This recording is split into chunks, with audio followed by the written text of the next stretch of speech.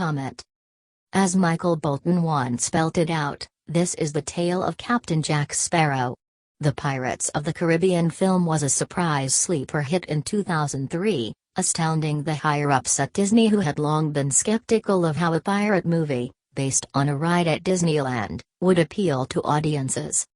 Off the back of this success, the sequels only got more ambitious and expensive in scale, with their use of practical effects and convoluted character dynamics serving to complicate the adventure format, with mixed results. It shouldn't shock you then, to hear that each of the movies released so far had some serious behind-the-scenes battles to make them ship-shape.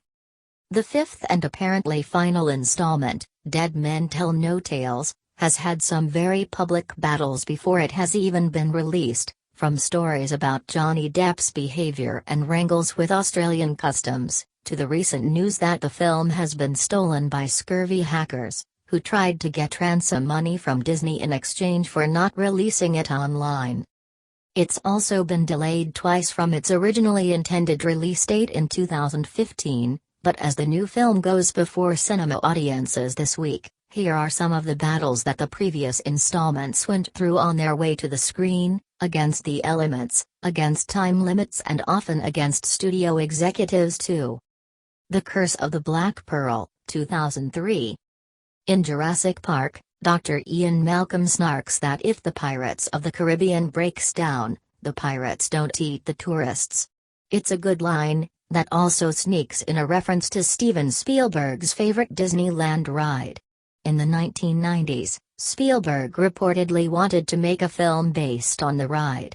He had a script by Ted Elliott and Terry Rossio and wanted to cast Bill Murray, Steve Martin, or Robin Williams as Captain Jack. Disney wasn't interested, and the project went away. However, they did hire a screenwriter Jay Wolpert to write a script in 2001, about prison guard Will Turner releasing Jack from prison to rescue the woman he loves from the murderous Captain Blackheart. This story, featuring no supernatural elements, was cooked up by three of Disney's creative executives and was intended to be a buddy comedy with pirates. At this point, the studio didn't have much faith in the film and planned to release it direct-to-video. The old-fashioned pirate movie had been dead since 1995's Cutthroat Island, a costly flop that closed down Coralco Pictures. That all changed when Dick Cook, who had started his career with the company in 1970 as a lowly ride operator at Disneyland, became Disney's chairman in 2002, and got behind the project.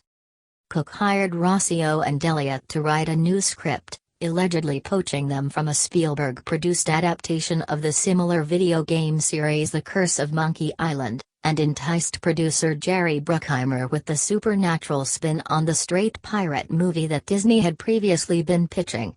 Director Gore Verbinski was also enlisted on the idea of using new technology and genre elements to bring back a genre that had disappeared. The major bone of contention on the first film was the casting of Captain Jack Sparrow. Disney's first choice for the role was Jim Carrey, who was otherwise engaged filming Bruce Almighty, but the other names they threw around were Christopher Walken, who had been in the frame for the DTV version of the film too, Matthew McConaughey, and Michael Keaton. They definitely weren't looking at Johnny Depp, who had next to no track record in tentpole movies, but would ultimately get his first Best Actor Oscar nomination for the film. Bruckheimer and Cook were behind Depp's casting precisely because he wasn't the type of actor you'd expect to see in this kind of movie. The actor was already looking to work with Disney, but in a voice role, having enjoyed watching their animated movies with his two young children, but Cook pitched him Pirates and Depp was in on the spot. Others at Disney were less impressed, demanding to know why Depp's Keith Richards-inspired performance was drunk and/or gay. When the rushes from the film were screened for executives, Michael Eisner reportedly shrieked, "He's ruining the film." Eisner was already skeptical about the film after the box office failure of 2002's The Country Bears, another Disneyland attraction movie, and he had tried to shut down production before it even got started. He was eventually won over by Verbinski's work with concept artists, and Bruckheimer's insistence that for the film to succeed, Eisner would have to match the budgets of the competition's major franchises. Following a fire that caused $500,000 worth of damage to Port Royal sets before principal photography began, the film was shot in California and St. Vincent from October 2002 to March 2003, and was moored by one or two accidents along the way. Depp was struck in the knee by debris during a stunt between two ships, but